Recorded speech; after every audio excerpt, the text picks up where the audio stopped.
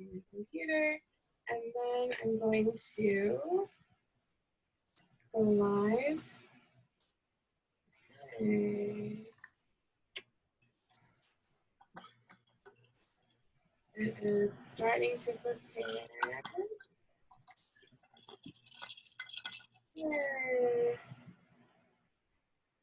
Okay, we are almost ready.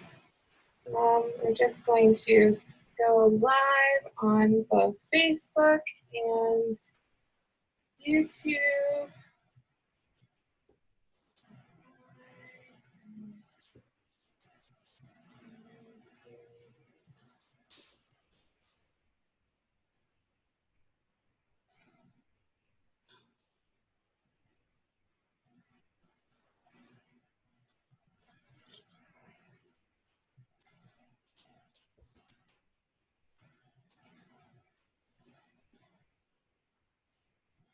Okay, here we go.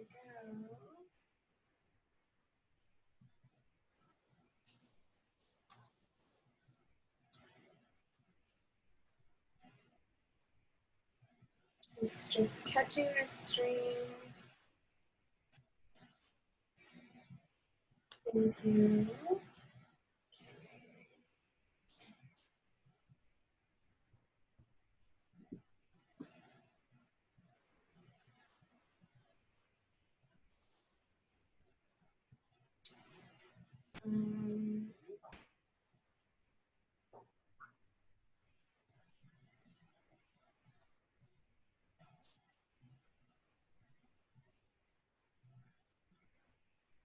Facebook is taking a little longer than usual to fetch the stream. Maybe I will try again. Let's see.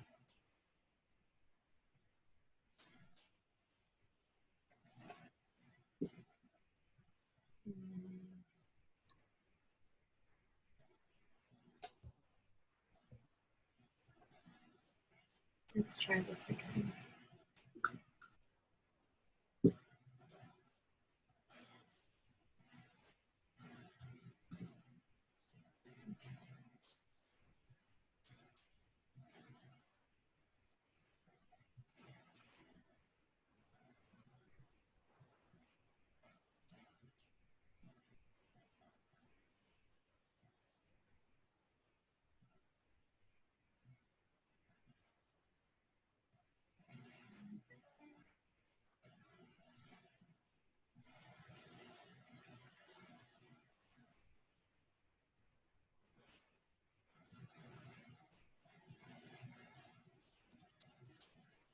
Thank you, everybody, for your patience and for waiting.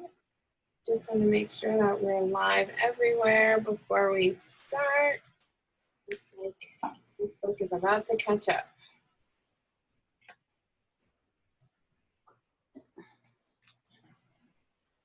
Okay, looks like we are all ready. So everybody, welcome.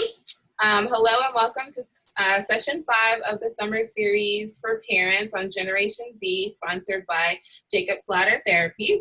Jacob's Ladder Therapies provides individual and couples therapy to teens, tweens, young adults, parents, and recently veterans suffering from anxiety, depression, mood and personality disorders, and family issues, including marital distress, communication problems, separation, divorce, life transitions, and substance use. Our services are delivered via telehealth by licensed mental health professionals. As we are a diverse group of clinicians, we are able to actually deliver services in English, Spanish, Mandarin, and Taiwanese. You can view all of our clinicians and their bios on our website at www.jacobsladdertherapies.com, which I will post in all of the chat rooms. We are passionate about providing free, informative sessions to the community, and today we have a special treat in being able to share a fabulous clinician with you. Miatta Watkins is a licensed marriage and family therapist with extensive experience providing mental health services to transitional age youth, adolescents, and families. She is a wife of 23 years and a mother of 2 transitional age youth, and an emerging adult who is a sophomore in college, and a teen who is a sophomore in high school. Miata has been licensed for 14 years and been working with teens and young adults for 29 years. She also specializes in treating substance use disorders. Miata's favorite place to be is with her family at home or traveling, and enjoys entertaining her friends at home, walking, listening to podcasts, reading, and serving at her church. She is passionate about helping others and committed to supporting, encouraging, and guiding transitional age youth in addressing their mental health needs. So as a reminder, this session is strictly informative and should not take the place of therapeutic services by a licensed professional. If you or your family member are experiencing a medical or psychiatric emergency, please call 911 or go to your nearest emergency room. If you feel you or your family could benefit from therapeutic services, please contact us right away. We provide free assessments daily to help determine the right level of care, even if it's not with us. I will put a link to self-schedule an assessment in the comment section below. Today's session will discuss transitional age youth and how to catapult them into adulthood. We are delighted to have an audience of parents and caregivers joining us via Zoom, Facebook Live, and YouTube Live. Please post questions in the comment section and we will address them at the end of the session. If you miss any part of this or want a recap, you can view it in the Jacob's Ladder Facebook page or YouTube channel, and I will post those links in the comment section as well.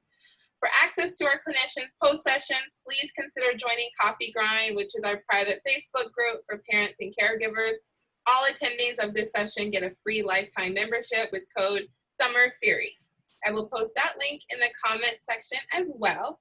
So without further ado, please welcome Miatta Watkins. Hello, everybody. Like Tamitra said, thanks, Tamitra, for that flattering introduction. My name is Miatta Watkins. I'm going to be doing I'm delighted to do the presentation on transitional age youth today.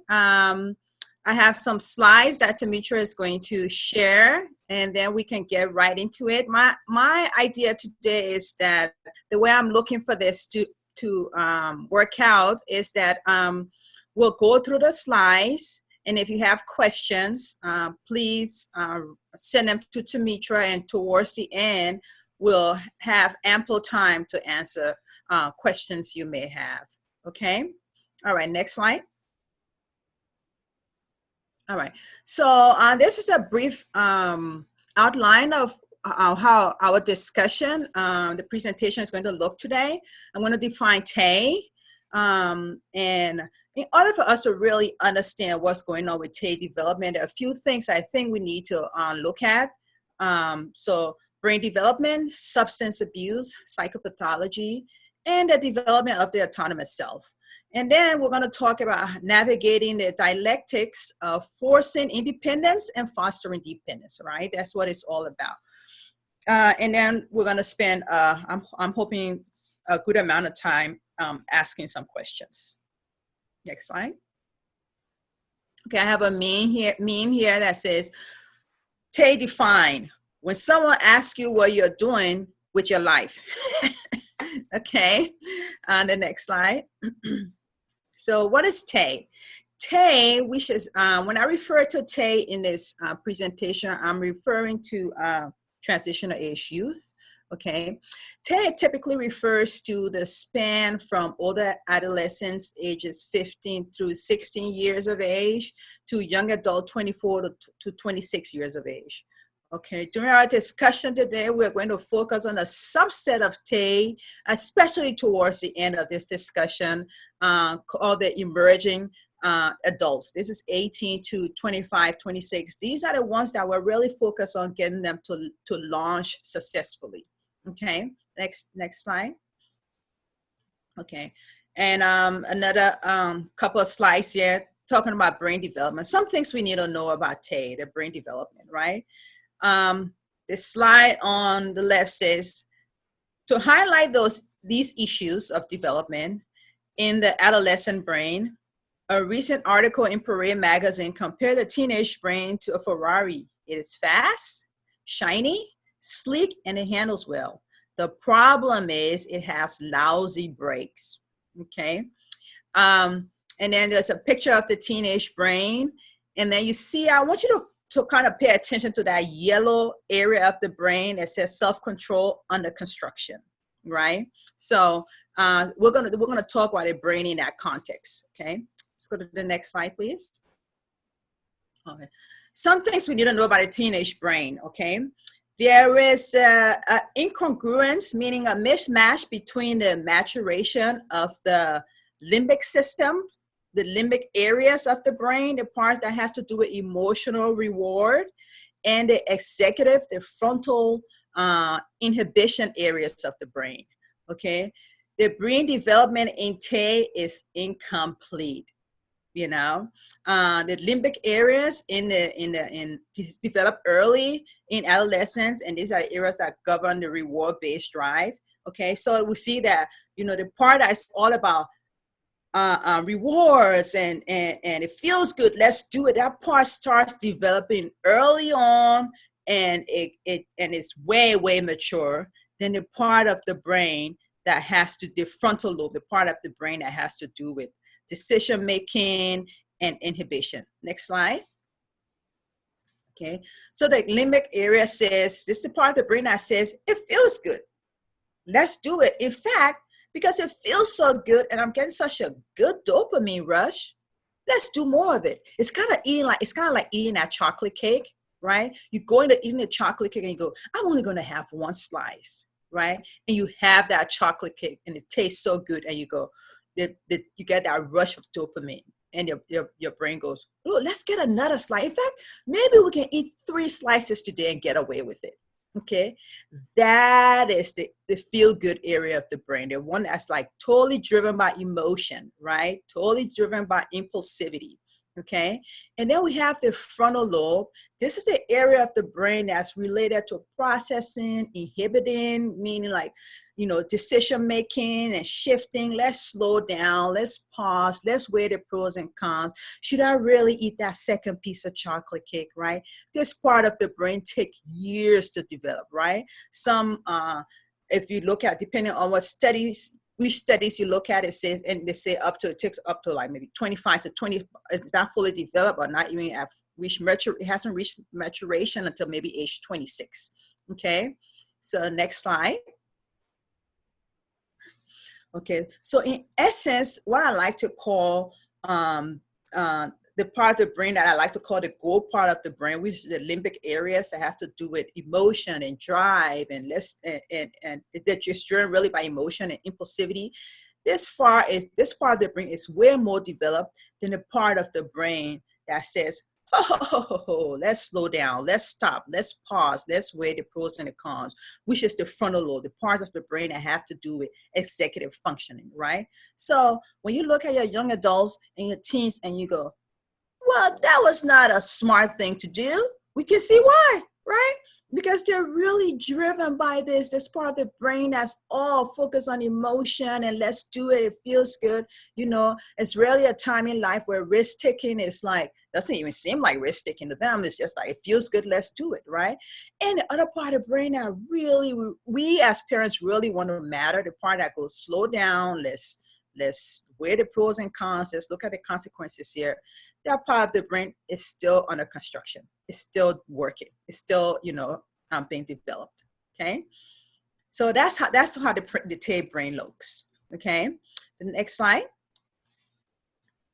Okay. Another thing we want to pay attention to when we're talking about the Tay, transitional age youth, is substance abuse and psychopathology. Right. There's a slide here. The slide here says, if you're young and you drink a great deal, it will spoil your health, slow your mind, make you fat. In other words, turn you into an adult. Speed your world. Okay, and let's go to the next slide. Okay, let's look at some statistics about substance use. Okay, substance abuse and psychopathology. Psychopathology meaning mental disorder, in mental and behavioral disorder, right? The leading cause of disability worldwide, right? Now get this, 45% of youth ages 10 to 25 are affected by substance abuse and psychopathology. 45%, that's a staggering number, okay? Another thing to keep in mind is that psychopathology, anxiety, depression, bipolar schizophrenia may emerge during teen years, okay? Or they may be present in childhood, for example, ADHD and autism, and they tend to persist into adolescence and young adults, the teen years, right? Okay, so let's go to the next slide. Okay, substance use disorders in most cases begin during early adolescence and young adulthood, right when they're learning, they're supposed to be learning the skills to launch successfully, right? We have the brain development thing going on, and then we have them, they're at risk for developing substance use disorder in early adolescent and young adults, right? For example, substance use disorders mainly start after 10 years of age, and we have this peak after 18 years of age, right? Once again, it's right around this time where they're supposed to be developing these skills to launch successfully, okay? The next slide. Okay, roughly 3/4 of those who develop substance use disorder have an onset before 25 years of age, right around that critical time, right? Where we're talking about let's launch, okay?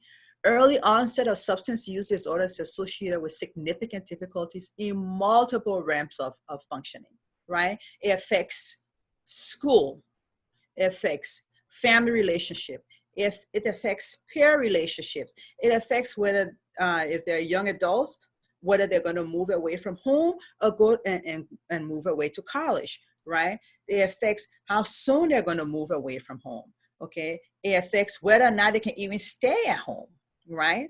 Substance use disorders, right? Okay, let's go to the next slide, okay? And this is another important thing to remember, especially considering the today, right? Marijuana is use is legal. Recreational marijuana use is legal in most states, right? But a lot of studies are coming out showing that substance use disorder in general, specifically marijuana smoking in particular, may increase psychiatric disorders, right? For example, marijuana use in psychosis. What's psychosis? Is this a severe mental disorder in which your emotions and your behavior are out of touch with what's happening in the external world, right? So what does that mean? That can be things like hearing voices, auditory hallucination, visual hallucination, smelling things that aren't there, seeing or hearing things that are not there, right? So why is this? Well, a lot of speculation or some of the research even shows that the concentration of THC in marijuana is so intense, it's so high that it can trigger these psychosis. Sometimes it only takes, like I worked extensively with young adults, and I've talked to some young adults, right? It was only their first use of marijuana, and it had this psychotic breakdown, ran into the street, taking off their clothes. I mean, just a severe psychotic break with the first use of marijuana. It was so so a lot of the research is showing that, there's a lot of THC concentration that's high in marijuana. It can trigger psychosis. Okay, next slide. Okay, so another thing we want to look at when we're talking about the Tay youth is this thing about developing the autonomous self, right? Because at the end of the day, that's what matters, right? A self that's I'm my own person, I'm independent, and I'm well functioning, right? So if this slide over here says, I've been putting a lot of thought into it, and I just don't think being an adult is going to work for me, okay? Because it does take work, right? Okay, let's go to the next slide. Okay, so this is a period of further individuation and separation, right? So what does individuation separation means? It just means the process by which young adult they're kind of renegotiating the parent-child relationship, right? Basically, they're like becoming more aware of themselves, right? By they're navigating whether or not how much of the things you've thought then they want to take on. They're trying to figure that out. They're navigating their own personal relationships, their interpersonal relationships. So, and there's this negotiation between parents and family, right? Friends and partners become more important than parents and family. You may have a middle schooler or even an early high schooler that was very responsive to your text messages. Now they're older. Maybe they may not even respond to your text messages, right? They're trying to figure out, okay, trying to separate from you and become their own person, okay? And the other thing they're trying to kind of navigate too is that they still need you for some things, and yet, there's a need for them to be independent. So there's this dependency on you for some things, and then the need to be independent, right? So they're trying to figure out their dependencies also, right? How much can I depend on, rely on you for this, and how am I going to be independent? Okay. And then the next section we're going to look at, next slide. Oh, well, no, we're still on the autonomous self. Let's finish that off first. College students, so the research has shown that college students with healthier separation, individuation, right? They've managed to kind of develop their own autonomous self, okay, and separate it in a healthy way from their family system, okay, where there's a healthy amount of dependence and a healthy amount of independence. The research shows that these kids do well in social and socially and academically, and they have fewer symptoms that make them vulnerable to loneliness and depression. So the development of the autonomous self, this separation and individuation process is really important in the development of the Tay youth. Next slide.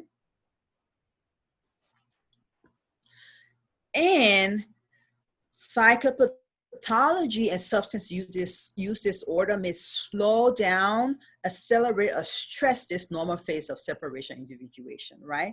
We can see how that, on a practical level, how that may look, right? You have a young adult who maybe an older teen, or maybe a teen that started using substances early. This may slow or hinder their ability to be able to maybe complete high school, or may hinder their ability to be able to go to college, right? Or it may hinder their ability to be able to move out and go to college, right? Or it may accelerate the process. I want to party. I want to do what I want to do. So I'm going to leave you. I'm going to move out of here, mom and dad, and do my own thing because I don't want to live by your restrictions, right? When we're in terms of psychopathology, right? Your young adult, say your young adult was successfully able to go to college, right? And then all of a sudden, depression comes along, right? They're struggling with depression and anxiety, and that may impair their ability to continue college. So they have to come back home, right? So you have to figure out, how do we successfully launch them again to be able to go back out there? Okay, so all of these things, psychopathology, substance use disorder, it may slow down or accelerate or stress this normal individual separation process. Okay, next slide. Now, this is my favorite part about working with Tay, right? How do we navigate this dialectics of forcing independence and fostering dependence? What is dialectics? Dialectics basically mean two things that are opposite and can still be true. That's why dialectics, right? Balancing those two things. And if you want to read more about dialectics and understand more about specific therapy, where I got most of these concepts from, dialectical behavior therapy, you can reference Google Marsha Linehan. She's the creator of DBT. I also have the reference at the end of this presentation that you can look into if you want. Okay, so it's this balance between acceptance and change, and this balance between helping versus enabling. How do I figure out whether I'm helping or whether I'm enabling? And the concept of helping and enabling, I borrow from some of my work I do with young adults that are heavily engaged in substance use, right? This idea of helping versus enabling, okay? All right, next slide. So I want to pause right here and then and ask, what are some of the myths and assumptions you may have about transitional age youth, especially emerging adults, adult ages 18 to 25, right? By this question, asking this question, I mean, what are some of the things you're kind of assuming they should be able to do, right? Like say, when I was that age, I was able to have a job, pay my own bills, and go to school, right? There should be, so what are some of the myths you have?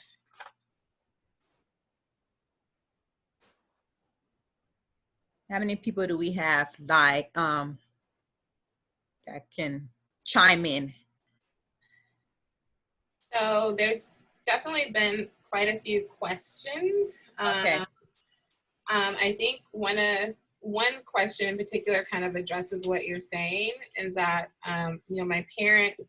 my parents said I need to just do tough love with them and kick them out of the house because they should be able to manage on their own. Okay. All right. So tough love is what's going to help them. Let's just get them out, right? Okay. Tough love. Okay. Some myths can be, you're 20 something years old. You need to have a job. You need to be able to pay your own bills. You need to be able to do all these things, right? Okay. Why? Because based on our own experiences, some of us did that. I went to school full time and put myself through college full time, right? I was able to do that with 3-4 roommates. But nowadays, is that a realistic expectations, especially in the Bay Area, right?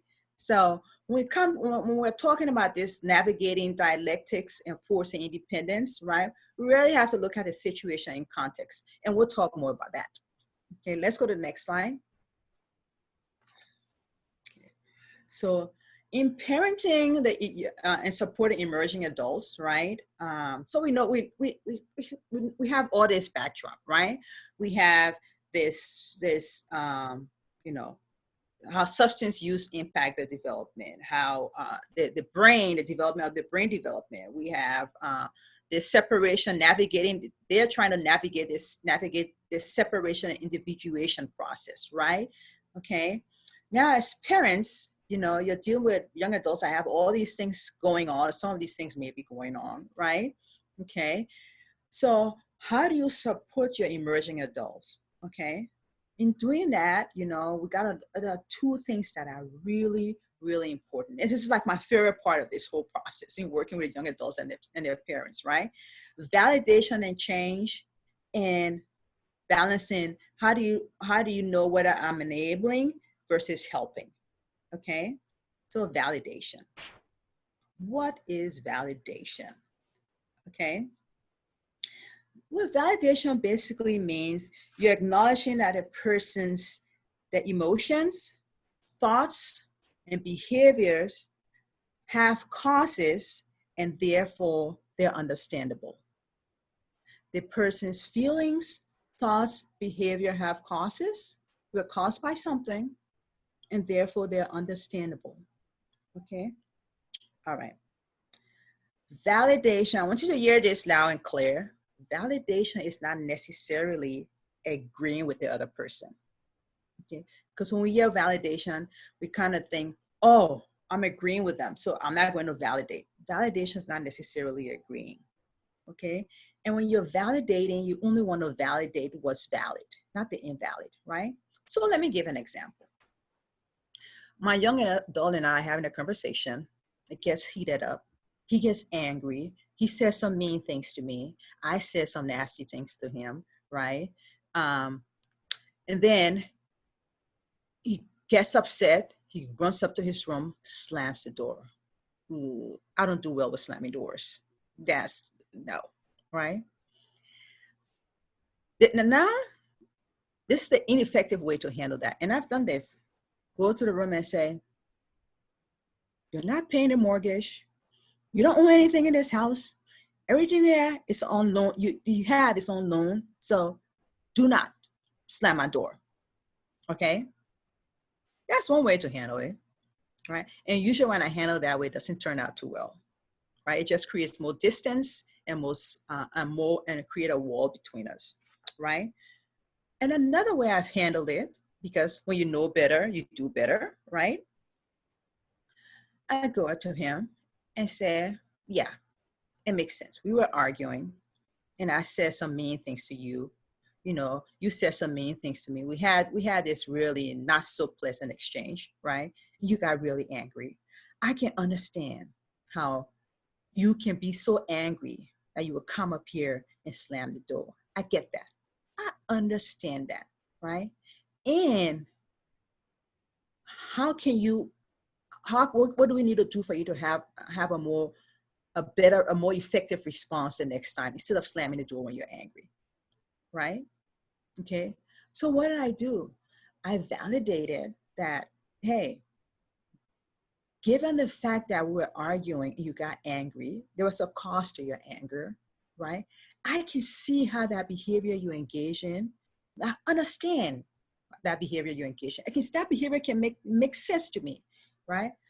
And the change pieces, I don't agree with it. How can we find a more effective way for you to manage your anger? Okay. So, see, I didn't agree with it. I'm not validating what's the invalid, right? Okay. Slamming doors is not okay. I'm not going to validate that. Okay. I can't validate that you doing that can make sense, right? And, you know, what can you do that's more effective the next time?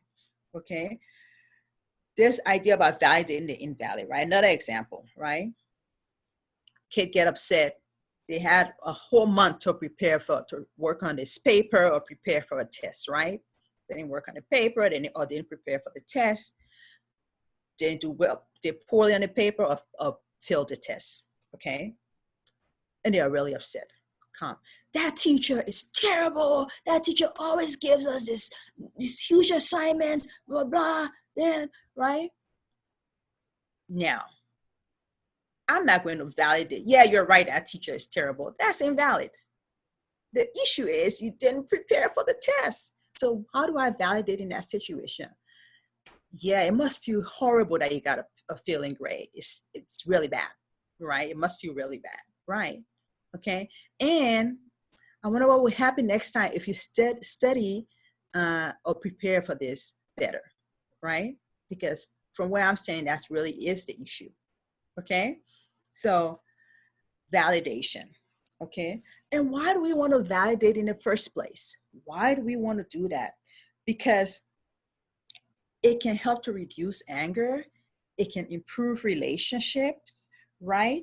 And also, you know, when you're in an interaction where there's validation, you don't have to feel like you have to prove who's right or who's wrong, because it's like, I get where you're coming from. Okay. But I really want you to remember that validation is not necessarily agreeing. Validation doesn't mean you like it. Okay. That doesn't mean that. It just means that I get it. Okay. All right. So how is validation related to acceptance and change? Okay. Like I said, this is something that was developed by Dr. Marshall Linehan, who's the creator of DBT therapy, right? Okay. So in DBT, acceptance happens through validation, right? In DBT, acceptance happens through validation. When people feel like you get their pain, you get their suffering, you get their challenges, that you even get their confusion, they're more likely to move towards change. Okay?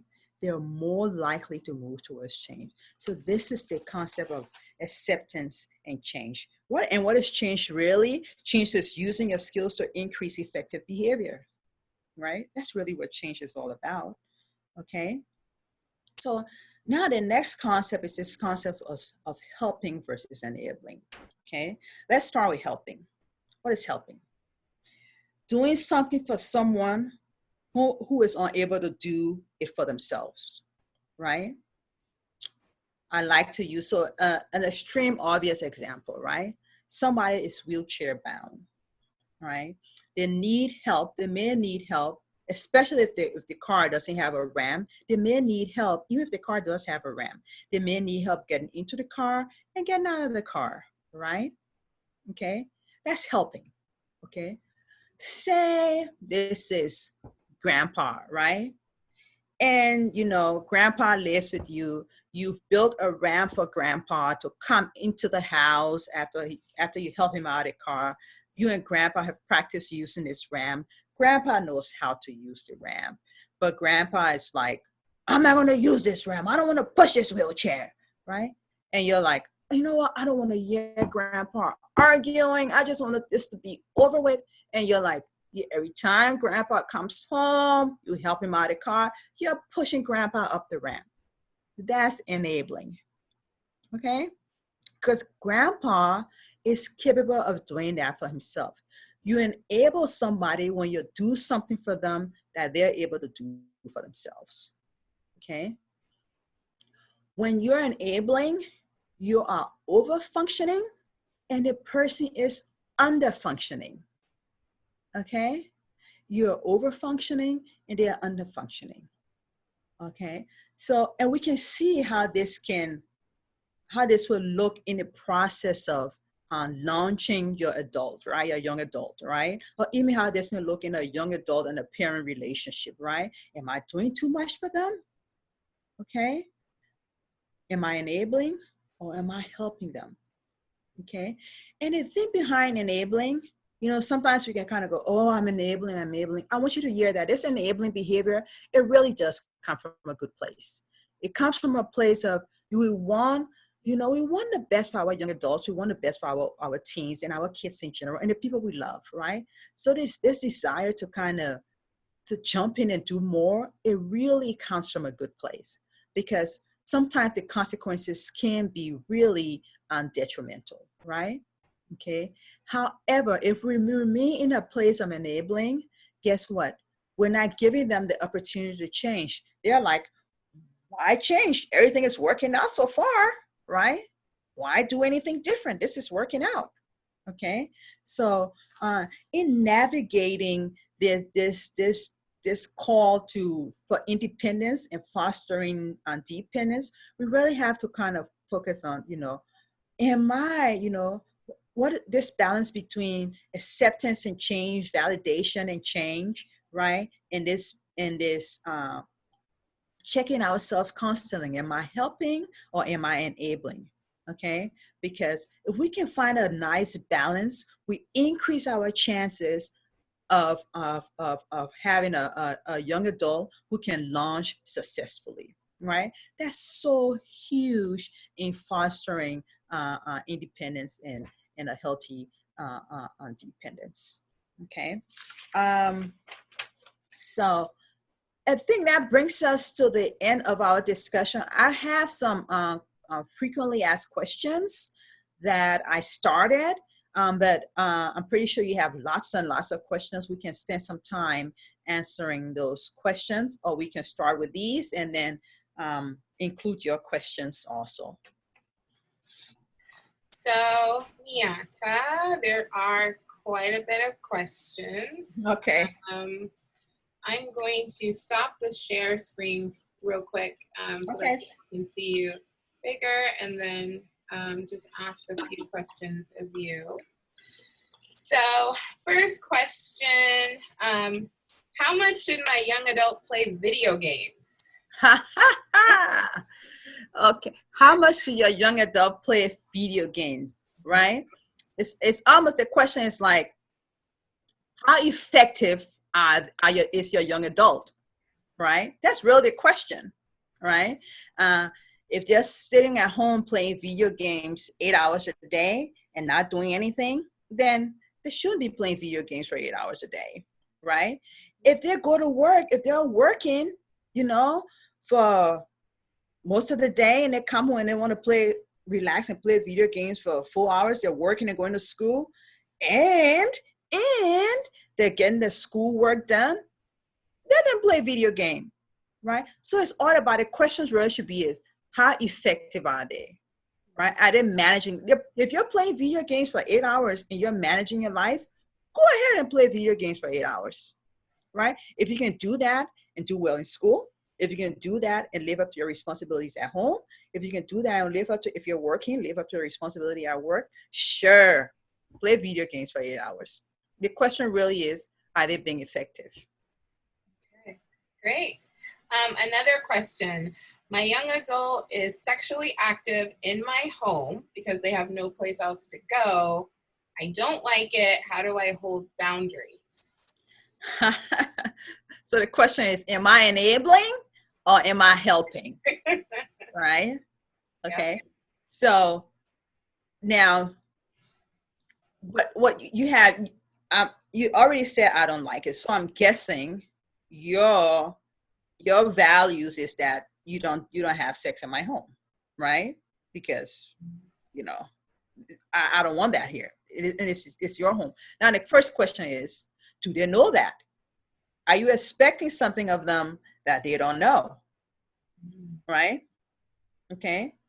So that's the thing. The first question you might want to ask yourself, do they know my expectations? Do they know my boundaries? We can expect people to respect boundaries if we don't establish for them what the boundaries are, even in our interpersonal relationships, right? Okay.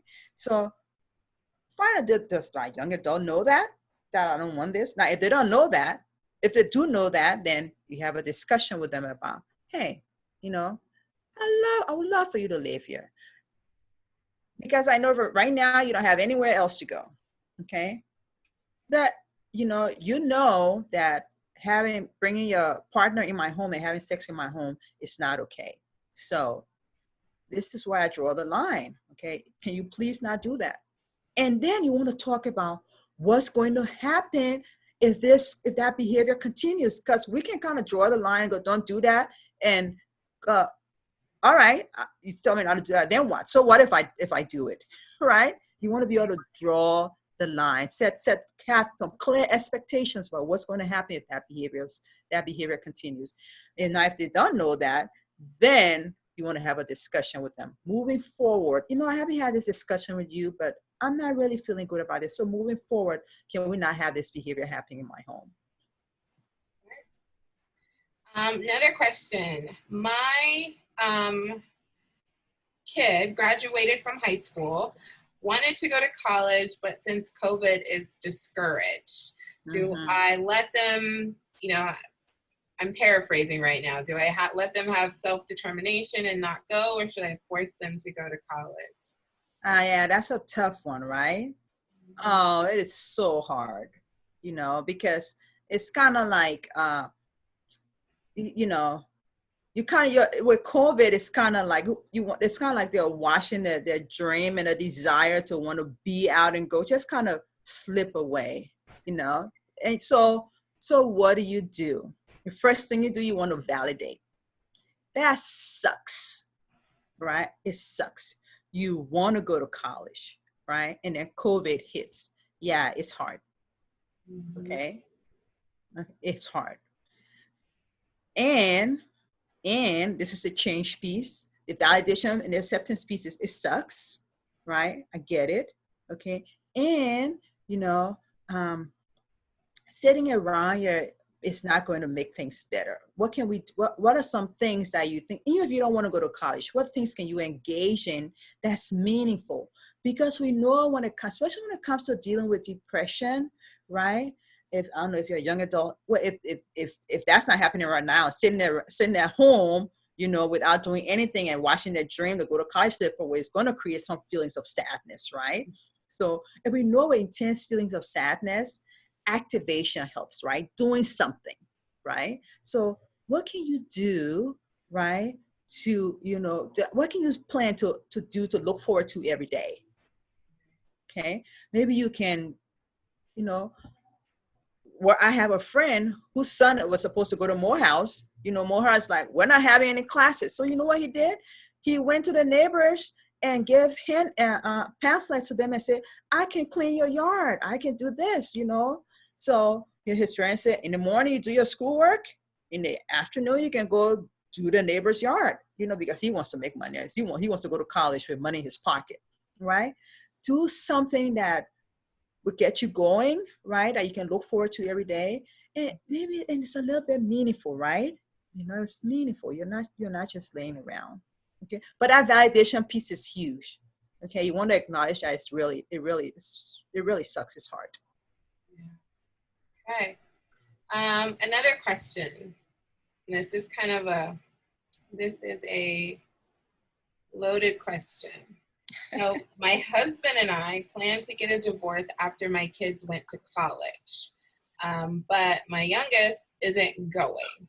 Will we hurt her by getting a divorce now?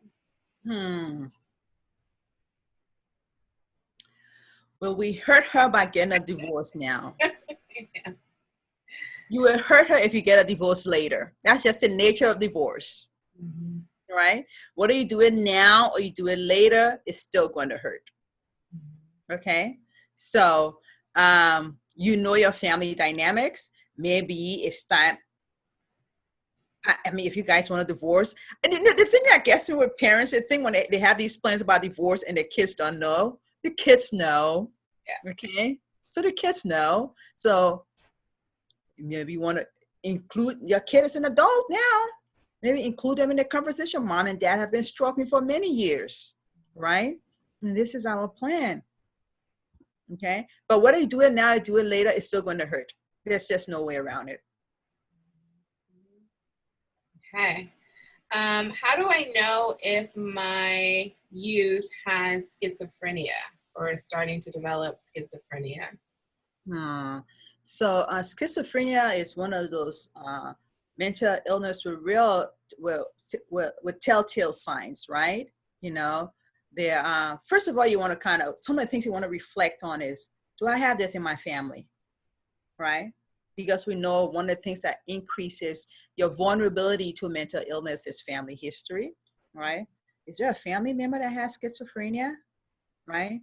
If there's a family member that has it, you can answer that question because you've seen the signs, right? You've seen some of the signs and symptoms, right? And what are some of the signs and symptoms?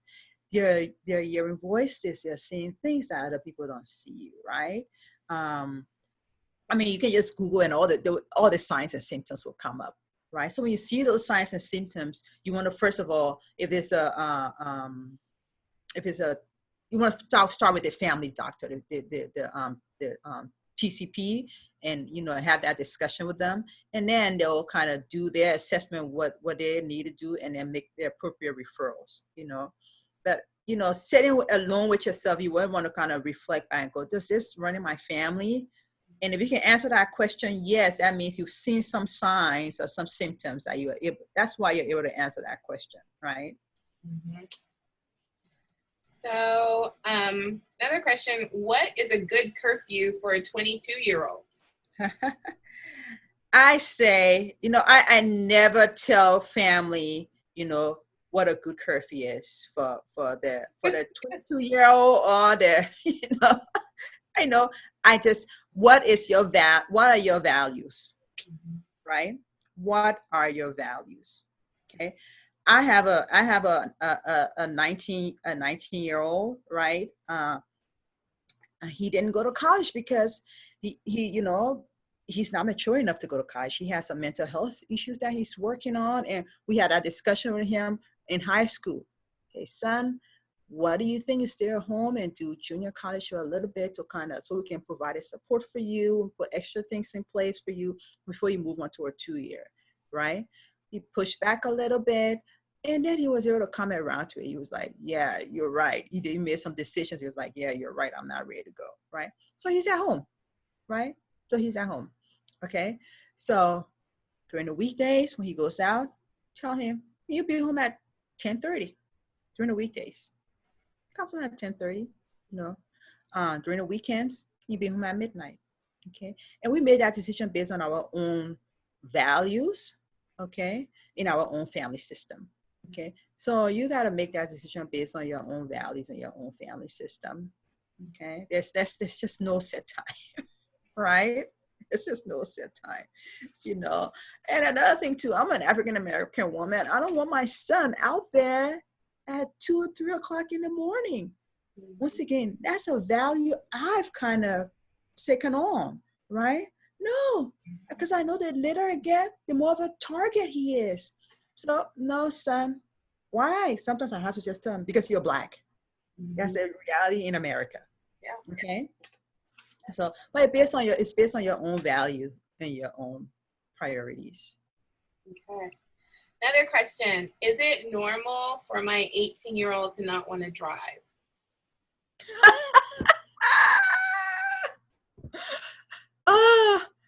Yes, it is.